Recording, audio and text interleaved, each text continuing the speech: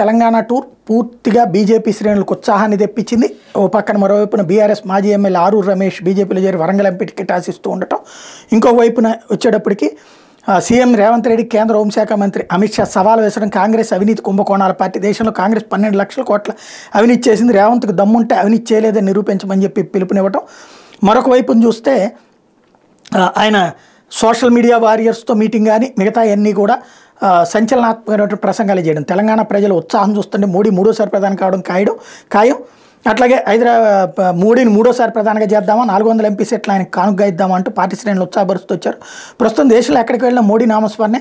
Majlis అజెండాతోనే Congress BRS పనిచేస్తే కొత్తగా వచ్చిన కాంగ్రెస్ ప్రభుత్వం కూడా మజ్లిస్కి భయపడుతోంది. కాంగ్రెస్, బీఆర్ఎస్, మజ్లిస్ 3 వారసత్వ పార్టీలు అంటూ కేవలం ఓటు బ్యాంక్ రాజకీయాలు చేస్తే ఓబీసీల గురించి ఆ 3 పార్టీలు ఎప్పుడైనా ఆలోచించాయి?